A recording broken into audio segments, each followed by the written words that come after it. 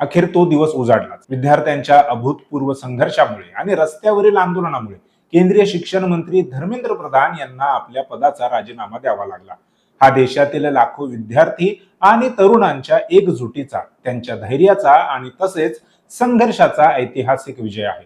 परंतु या विजयाच्या आनंदासोबतच एक अत्यंत गंभीर प्रश्न देशाच्या राजकीय पटलावर सध्या उपस्थित झालाय. आणि तो प्रश्न म्हणजे जे काम देशातील संपूर्ण विरोधी पक्षाला गेल्या 10 ते 12 वर्षात जमलं नाही, ते काम अवघ्या एका महिन्याच्या कालावधीत देशातील या तरुण विद्यार्थ्यांनी कसं करून दाखवलं. आज आपण याच मुद्द्यावर बारीक परीक्षण करणार आहोत. ही फक्त एका मंत्र्याच्या राजीनाम्याची गोष्ट नाही, तर ही गोष्ट आहे देशातील राजकीय भीतीची कोंडी फुटल्याची. नमस्कार, मी संकेत आणि आपण पाहत आहात मुंबई आउटलुक. गेल्या 10 ते 12 वर्षांचा इतिहास पाहिला तर केंद्रात मजबूत पकड असलेल्या सत्ताधारी भाजपने देशात एक अघोषित भीतीचं वातावरण निर्माण केलं होतं, असा आरोप सातत्याने होत आला आहे. कोणतीही यंत्रणा असो वा कायदा, सरकार विरोधात बोलणाऱ्याचा आवाज दाबला जात होता, त्यांना बदनाम केलं जात होतं.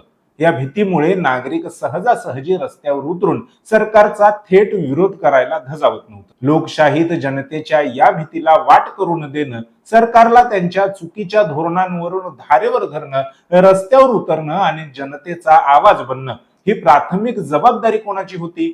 अर्थातच विरोधी पक्षांची. परंतु दुर्दैवाने म्हणा किंवा विरोधकांची राजकीय इच्छाशक्ती नव्हती असं म्हणा, गेल्या दशकभरात विरोधी पक्ष जनतेला या भीतीतून मुक्त करू शकले नाहीत.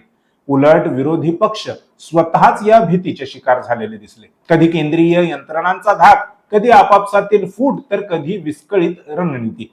यामुळे विरोधी पक्ष केवळ पत्रकार परिषदा आणि सोशल मीडियावरील ट्विट्स पुरता मर्यादित राहिला. जनतेचा विश्वास जिंकण्यात आणि सरकारला बॅकफूटवर आणण्यात विरोधी पक्ष पूर्णपणे अपयशी ठरला. हेच या घटनेने पुन्हा एकदा सिद्ध केलंय. गेल्या एका महिन्यात देशाने काय पाहिलं तर शिक्षण क्षेत्रातील गोंधळ, पेपर फुटीची प्रकरणं आणि विद्यार्थ्यांच्या भविष्याशी चाललेला खेळ. या विरोधात देशातील तरुण एकत्र आले. त्यांच्याकडे कोणतीही मोठी राजकीय रसद नव्हती, कोणताही बडा नेता नव्हता किंवा विरोधाची कोणतीही रणनीती नव्हती. त्यांच्याकडे होते फक्त 2 शस्त्र, सत्य आणि एकजूट. या तरुणांनी अवघ्या एका महिन्यात सरकारची सर्व गणितं उधळून लावली. तरुणांवर लाठीमार झाला, पाण्याचे फवारे मारले गेले, अश्रुधुराच्या नळकांड्या फोडल्या गेल्या. एवढंच काय तर पॅलेट गन्स वापरल्या गेल्या. परंतु हे विद्यार्थी मागे हटले नाहीत. या आंदोलनाने सर्वात मोठी गोष्ट कोणती केली असेल तर ती म्हणजे भीतीची कोंडी फोडली. लोकांच्या मनातील सरकार विरोधात बोललो तर काय होईल ही जी भीती होती ती या विद्यार्थ्यांनी रस्त्यावर उतरून धुळीस मिळवली. सत्ता कितीही शक्तिशाली असली तरी ती जनतेच्या आणि तरुणांच्या एकजुटीपुढे नमते, हे या विद्यार्थ्यांनी आपल्या संघर्षातून दाखवून दिलं. आणि त्याचाच परिणाम म्हणून धर्मेंद्र प्रधान यांना शेवटी आपल्या पदाचा राजीनामा द्यावा लागला. या संपूर्ण घटनेने देशातील विरोधी पक्षाला आरसा दाखवण्याचं काम केलंय. विरोधकांनी आता विचार करण्याची गरज आहे की जर देशातील तरुण विद्यार्थी एका महिन्यात एका केंद्रीय मंत्र्याला राजीनामा देण्यास भाग पाडू शकतात, तर कोट्यवधी कार्यकर्त्यांची फौज आणि संसाधने असूनही विरोधी पक्ष बॅकफूटवर का होता? या आंदोलनाने केवळ सरकारलाच नमवलं नाही, तर देशातील हवालदिल झालेल्या जनतेमध्ये आणि सुस्तावलेल्या विरोधी पक्षांमध्ये एक नवीन ऊर्जा भरण्याचं काम केलंय.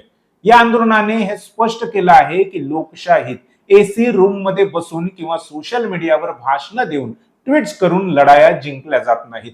जनतेच्या थेट प्रश्नांवर जेव्हा तुम्ही रस्त्यावर उतरता तेव्हाच सत्ताधाऱ्यांना लोकशाहीची ताकद कळते. आणि भीती ही केवळ मनातील असते.